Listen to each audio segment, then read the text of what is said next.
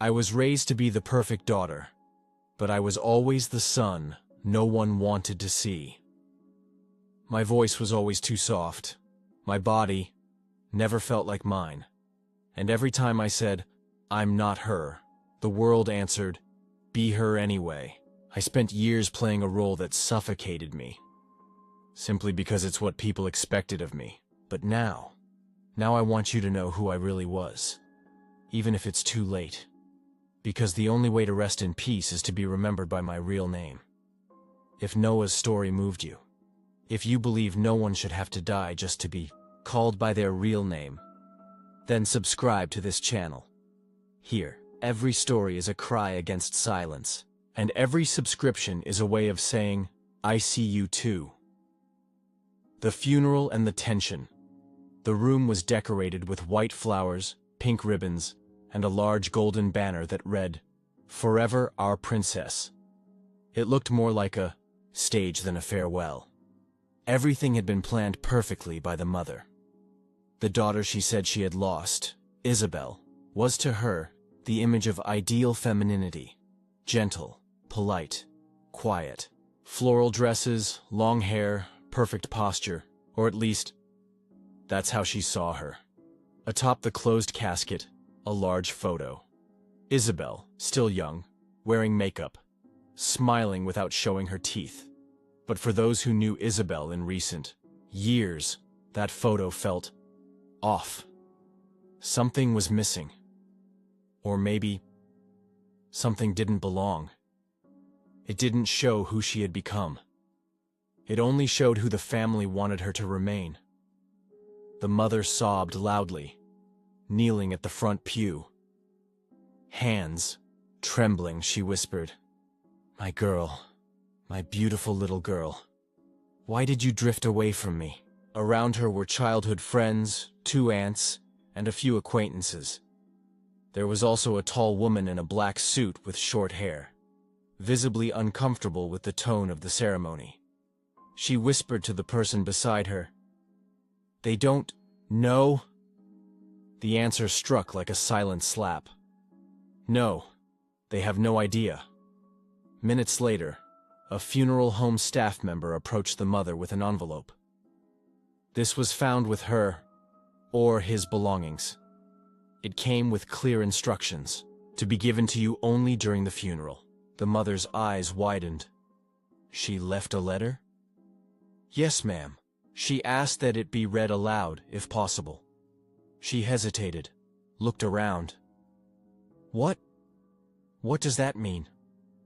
The woman in the suit stood up slowly, took a deep breath, and said, "If you'll allow me, I can read it." Everyone turned to look. She opened the envelope. The handwriting was steady, unmistakably alive, and she began, "If you're hearing this, it means my life has ended. And maybe now I can be remembered as who I was, not as who I was forced to be. My name is not Isabelle. It never was. I am Noah. And this is the first time my family will truly hear me." A heavy silence fell over the room. The mother turned pale. The aunts looked at each other in shock. Someone dropped their teacup, and from the back of the room, a voice finally whispered, "I knew it, but not with contempt, with relief, with pain, with truth." And there, before the casket, the pink flowers, and the golden banner that read, "Forever our princess," they all realized Isabelle never existed. She was a role, a costume, a desperate attempt to please, but inside, there was another name, another voice, another person, screaming to live. And now, he was speaking, even through the silence. The silenced childhood. Since I was a child, they told me I was special, that I was delicate, sweet, feminine. But all I wanted was to be free. Noah, still called Isabelle at the time, was 6 when he got his first poofy dress. His mother cried tears of joy. His father snapped pictures. His aunts complimented the fabric. But Isabelle stayed silent. She spun because they asked her to. She smiled because they expected it. But inside, something began to tighten, as if that dress was armor, custom made to please, but far too heavy for someone so small. At 8, Isabelle was enrolled in ballet, not because she wanted to be, but because every proper girl does ballet, said her grandmother. She'd change clothes in the locker room without looking at herself in the mirror. She felt shame, not from vanity, but from disconnect. It was as if the reflection said, "This isn't me." Were the toys her choice? Not at all. They were gifts, forced upon her. Makeup kits, dolls, toy ovens, all pink. She asked for toy cars, or puzzles, or a soccer ball. But the answer was always the same. Those are for boys. You're not a boy. And with no words to explain yet, she swallowed her truth. At school, Isabelle was the perfect student. Good grades, good manners, quiet. But anytime she moved a little rougher, spoke a little firmer, raised her voice. "Speak softer, Isabelle. Sit like a lady. Oh my God, your voice is too deep."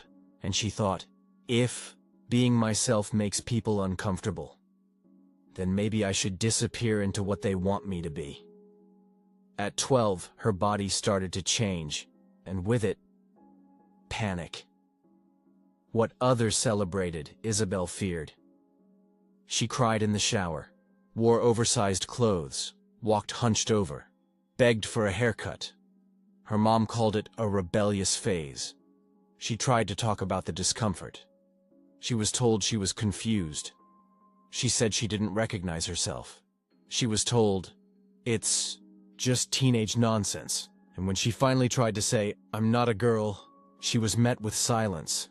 A silence so loud, it hurt her bones. That's when Noah began to write. Not typical journals, but letters to himself. "Hi, Noah. I know you don't exist in the world yet, but you exist to me. Today I wore my cousin's shirt and felt more like myself than on any birthday in a dress. One day, I promise, you'll get to live." He hid those letters in boxes, behind books, under loose floorboards in the closet.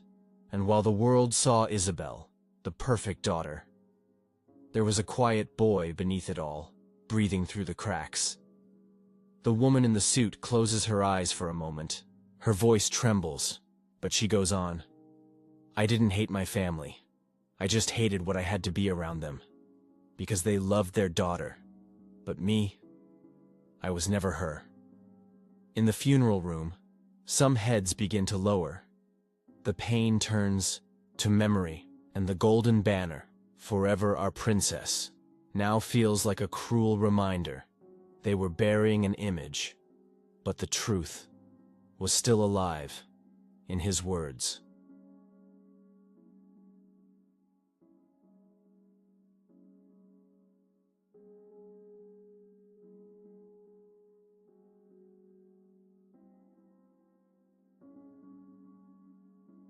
The escape and the rebirth. I had to leave, because in that house, that name and that body, I was dying in silence. Noah was 17 when he packed his backpack in a hurry. He took only a few things: 2 changes of neutral clothes, the notebooks full of letters he wrote to himself, a book on gender identity he'd secretly read at the library, and just enough courage to run.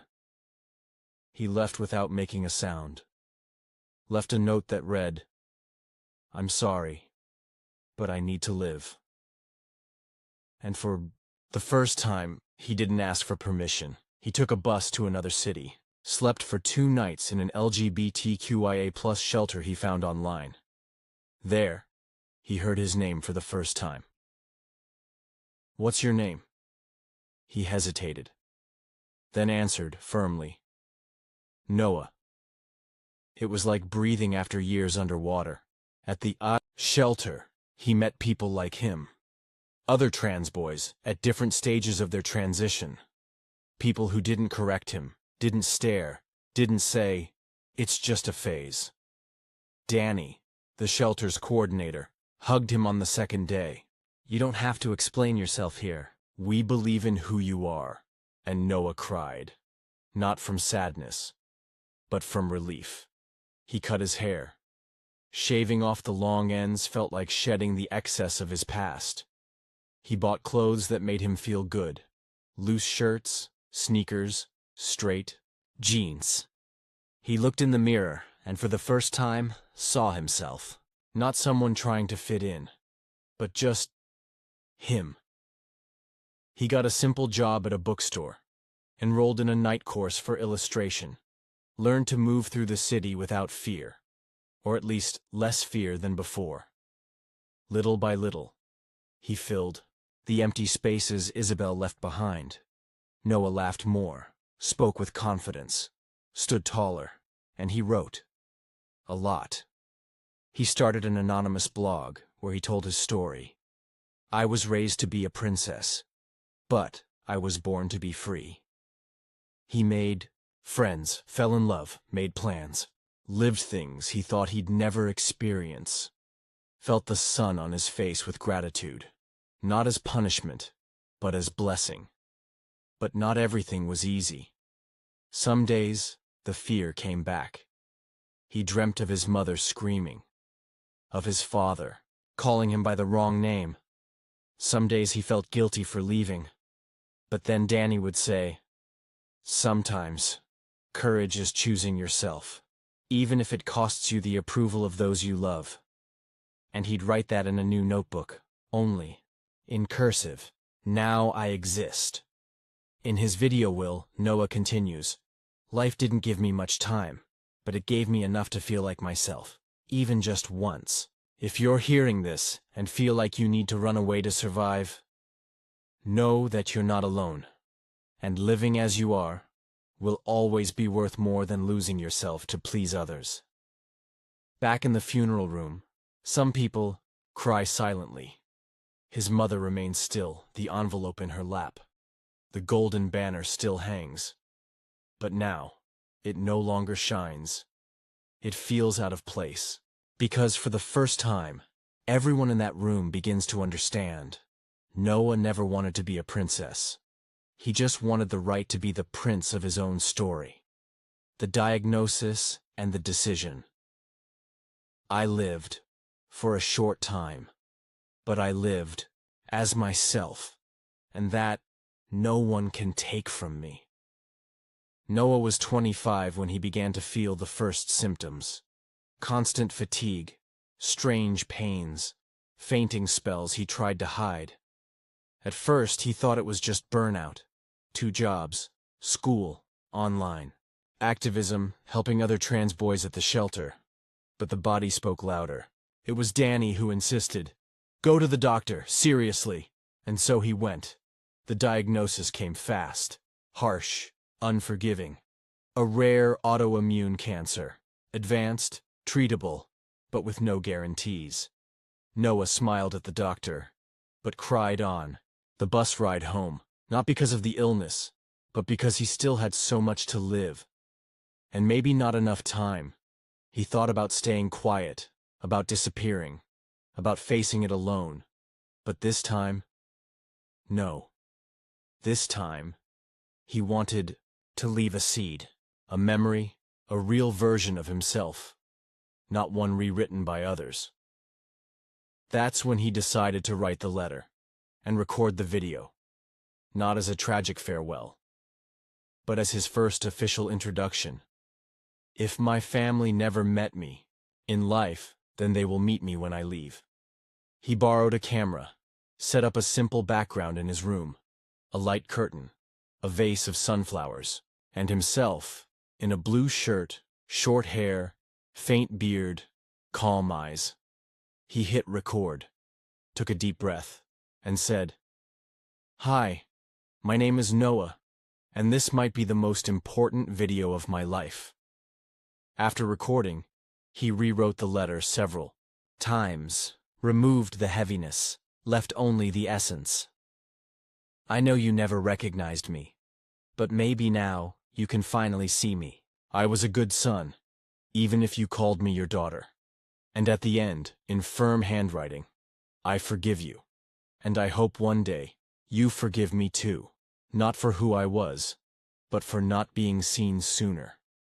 He gave the letter to a trusted lawyer, recorded an audio with instructions, wrote everything carefully, as if setting the stage for his final scene. Then he went back to living. On the good days, he walked with Luca, a new friend. On the bad days, he read letters from trans boys across Brazil who followed his blog. You saved me. You gave me hope. You showed me I can exist. And there, even with a tired body, Noah discovered something childhood never allowed. Being himself was more than a right. It was an act of love. Back at the funeral, the silence is thick. His mother is still holding the envelope, but now her hands tremble. The woman in the suit breathes deeply and reads the final lines of the letter. I don't want to be remembered as someone who lied, because I never lied. I only survived the way I could. And now, finally, I can rest as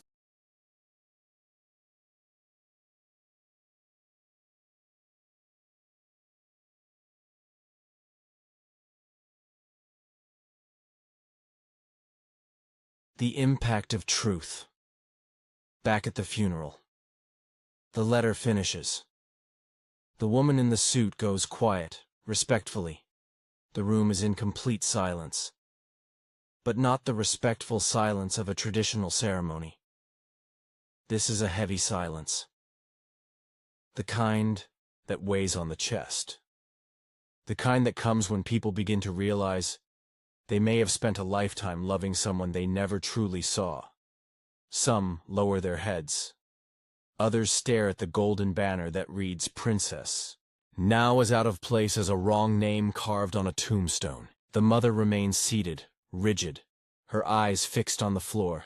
But tears begin to fall. Not the loud, dramatic sobs from earlier, but the tears of someone who finally understood. She whispers, Noah. It's barely audible. But the woman beside her holds her hand, confirming, yes, that was his name. After the funeral, people don't say much. Some leave quickly, uncomfortable. Others approach Danny, the woman who read the letter, and ask, was he happy? She replies, Noah was happy, but only after he left. The next morning, Noah's mother wakes early. She walks into his old bedroom. The scent of the past still lingers. Stacked dolls, dresses hanging in the closet, birthday photos full of glitter and pink ribbons. She opens the closet.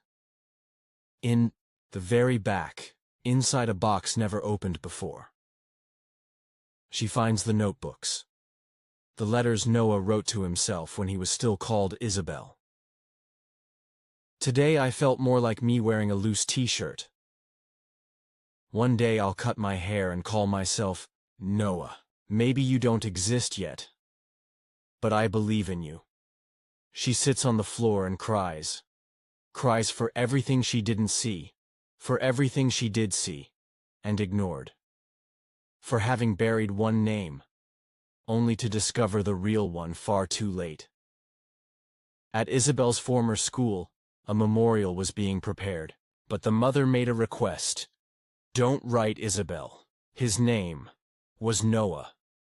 Some parents protested, some teachers hesitated, but the school board agreed, and the plaque now reads, Noah M. fought to live truthfully. May his courage inspire others to live by their real name. Online, Noah's video will begin to spread. Someone at the funeral recorded the audio. Danny posted it with the title, The Last Time Noah Spoke and Was Finally Heard. Thousands of people share it. In the comments, I saw myself in him. Thank you, Noah. Your name will be remembered. That letter gave me the strength to say who I am. The mother, now in silence, reads the messages on her phone. She replies to some. To others, she simply reads, because deep down, she knows. It's too late to ask for forgiveness, but it's never too late to tell the truth. She writes a new banner. Not golden. Simple. White. With a blue flower on the side. She takes it to the cemetery. Places it gently on the headstone. I love you, Noah. And now, I see you. Emotional closure and final reflection. My son, I saw you too late. I called you by the wrong name your whole life. But now, every time I close my eyes, I see only you, as you were, as you always were. I can't change the past, but I can care for your memory from now on. I love you. Mom. This isn't a story about death. It's a story about what happens when the truth is silenced. About the cost of living a performance just to be accepted, even if it costs everything. It's about what we lose when we choose appearance over presence. When we love the invented version and ignore the real soul beneath it. And most of all, it's a story about courage. The courage to become who you are, even when the world tells you not to. If you made it this far, thank you. Because stories like Noah's must be told. They must be heard, and they must be shared. If you know someone still living, behind a name that isn't theirs, send them this video. It might be the strength they need to truly exist. If you've ever felt like you had to hide just to be loved, you know exactly what Noah went through. And maybe, like him, you're ready to let the truth live, even if it hurts. Subscribe to the channel. Here. Every story is a scream against silence, an unsent letter, a reclaimed identity, a plea to make sure no one else has to die without being called by the right name. And remember, every time someone says, "This is my name," Noah keeps living. How many people around us stay silent, just to be loved? How many stories are buried before they're even told? The truth is, this world still forces too many to choose between existing and belonging. Noah chose to exist. And even if it came late, he left us with a lesson we cannot forget. No one should have to die invisible. No one should have to write their own name in a farewell letter, just to finally be recognized. May his story help you look at others with more compassion. May it help you see beyond the surface. May it remind you, real